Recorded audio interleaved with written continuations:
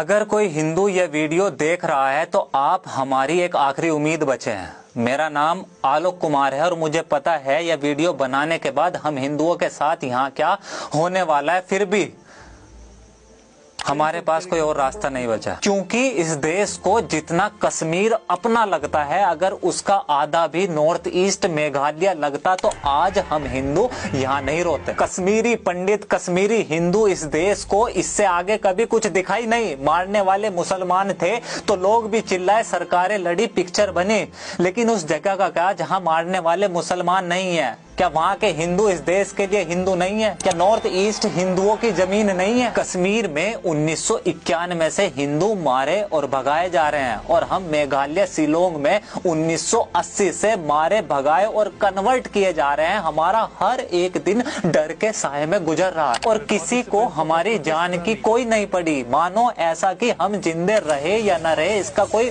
मतलब ही नहीं। आप हंसते हैं ना कि हम राइस बैग लेकर कन्वर्ट हो जाते हैं। कभी यह जानने की कोशिश करिए कि हमारी जिंदगी कैसे गुजर रही है, पिछले 40 सालों से हमारे साथ क्या हो रहा है, यह जानने की कोशिश करी तो आज सुनो।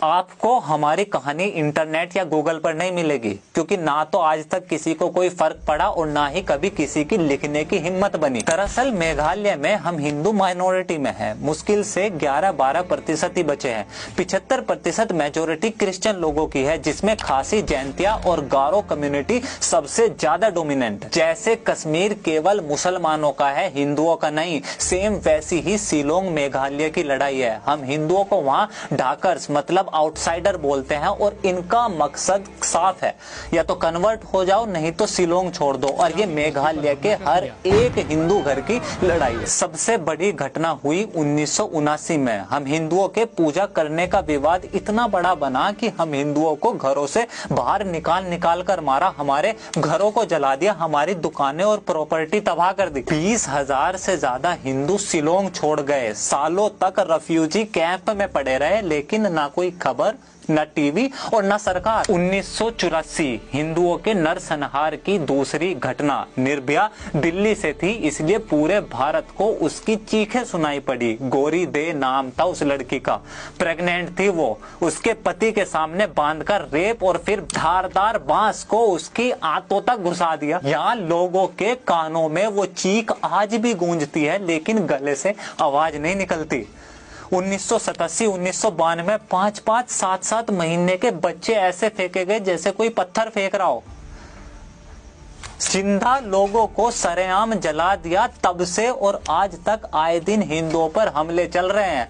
यहाँ पुलिस और या लोकतंत्र काम नहीं करता। इस देश में लोकतंत्र केवल वही काम करता है जहाँ हिंदू मेजोरिटी में हो, वरना पुलिस और प्रशासन सब चुपचाप हमें मरता हुआ देखते हैं। अगर हम हिंदू शिलोंग में जिंदा है या लड़ पा रहे हैं तो वो केवल हरिजन सिख बस्ती या वहाँ बने गुरुद्वारे की वजह से है। जब भी शिलोंग में कोई दंगा होता है तो सारे हिंदू हरिजन बस्ती या गुरुद्वारे में चले जाते हैं। शिलोंग में केवल एक वो ऐसी जगह है जहाँ किसी की हिम्मत नहीं कि हमला कर दे, और इसी वजह से यहाँ के क्रिश्चियन लोगों की दो मांगे चल रही है। एक कि हरिजन बस्ती को रिलोकेट कर कहीं और बसाया जाए, दूसरा इनर लैंड परमिट कि अगर किसी को मेघालय या शिलोंग में आना होगा तो वो केवल परमिट लेकर ही आ सकता है। अगर ये दो चीजें हुई, यकीन करें कि अगले कुछ सालों के अंदर मेघालय शिलोंग में ना के बराबर हिंदू होंगे। कभी सोचा है यहाँ मेघालय शिलोंग में कभी कोई रेलवे क्यों नहीं आने दी? ये लोग नहीं चाहते कि यहाँ देश भर से ज्यादा संख्या में हिंदू आए या यहाँ आके नौकरी या बिजनेस करे। आज आप कश्मीर में जमीन खरीद सकते हैं, लेकिन मेघालय में कोई हिंदू जमीन नहीं खरीद सकता। सारी गवर्नमेंट जॉब पहले से ही रिजर्व है। 80% प्राइवेट जॉब ऑलरेडी रिजर्वेशन में है। टैक्स केवल हिंदू देंगे, दुकान और बिजनेस का प्राइवेट हम हिंदुओं को नहीं मिलेगा। स्कूलों में हिंदू बच्चे टॉयलेट नहीं जाते कि वहाँ कोई मार न दे। शाम को 5 बजे के बाद लोग घर से बाहर नहीं निकलते, पता नहीं वापस आए या ना आए। ये जो पूरा देश सीए चिल्ला रहा था ना, यहाँ ये मेघालय को सीए से बाहर रखा गया था। जब पूरा देश 15 अगस्त को आजादी का अमृत महोत्सव मना रहा था, यहाँ मेघालय में ब्लैक डे मनाया जा रहा था। कर्फ्यू लगा हुआ था 15 अगस्त के दिन। समय खत्म हो सकता है, लेकिन यहाँ हर घर वो अनकही अनसुनी कहानियां हैं जो कभी खत्म नहीं हो सकती। शिलोंग में माँ बाप अपने बच्चे को बोलते हैं कि अगर अकेले में कोई कुछ पूछे तो बोलना हम हिंदू नहीं खासी है। ये सब इस देश की मेजोरिटी हिंदुओं के साथ उनके ही देश में चल रहा है। ये सीएए के समय बोल रहे थे ना कि कश्मीर में उस समय हम होते तो कोई भी हिंदू पलायन नहीं करता। 30 साल बाद आज आप हैं और नॉर्थ ईस्ट मेघालय वही कश्मीर दोहरा रहा है। आपने कुछ करा या आप कुछ कर सकते हैं, और अगर जब कुछ बस की ना हो तो आपसे हाथ जोड़कर प्रार्थना है कि अगली बार किसी हिंदू को राइस बैग लेकर कन्वर्ट होता देखे तो उस पे हंसना मत, बल्कि सनातनी खून होने के बावजूद ऐसे मुर्दों की तरह जीने पर, अपने जीवन पर धिक्कार करना और हमारी चिंता मत करना। हमारी आखिरी सांस भी प्रभु श्री राम का नाम लेगी। बस एक आखिरी विनती है आपसे, मात्र खून से नहीं, कभी